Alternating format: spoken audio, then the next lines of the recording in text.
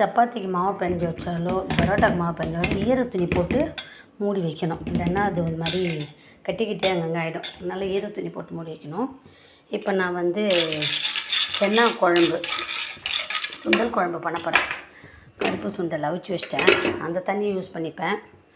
அடுத்தது அதுக்கு மசாலா தயார் பண்ணுறதுக்கு கடலைப்பருப்பு, கொஞ்சம் போல் தனியா, மிளகு, சோம்பு, சீரகம் இதெல்லாம் போட்டு நான் வறுத்துப்பேன்.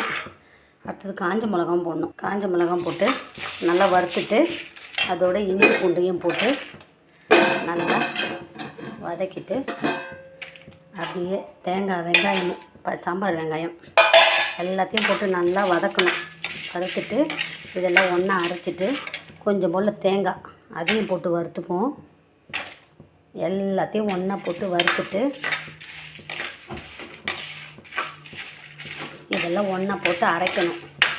2 தக்காளியும் போட்டுக்கிடணும். அரைச்சிட்டு தாளிச்சிட்டு குழம்பு வைக்க வேண்டியது தான். முதல்ல இதை நல்லா வறுத்துருவோம். போதும்.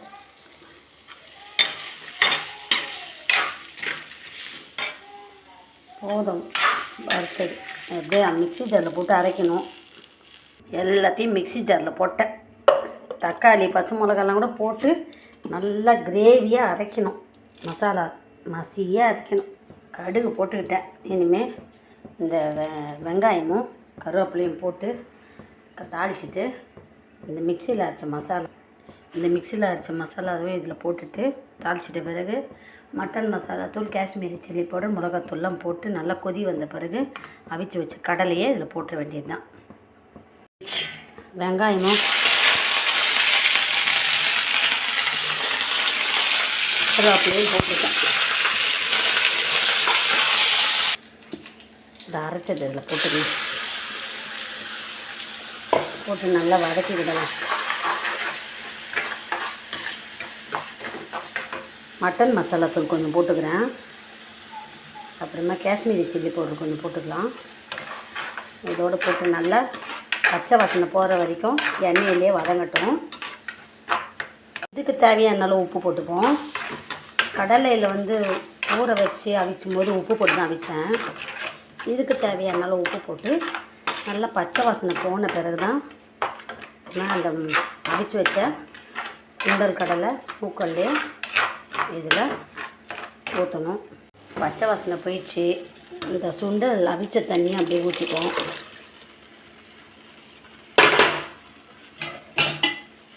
சுவையான சுண்டல் குழம்பு. இது நல்லா கொதி வந்த பிறகு தான் ஆஃப் பண்ணணும். இதுக்கு இப்போ சப்பாத்தி ரெடி பண்ணணும். இன்றைக்கி லஞ்சும் இது தான். காலை டிஃபனுக்கு சப்பாத்திக்கு தொட்டுக்கும் சுண்டல் குழம்பு தான்.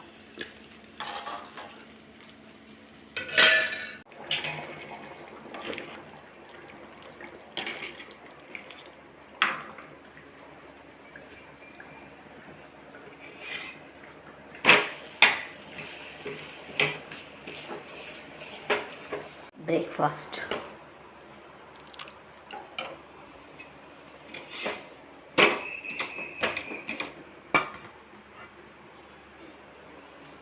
சப்பாத்தி சென்னா.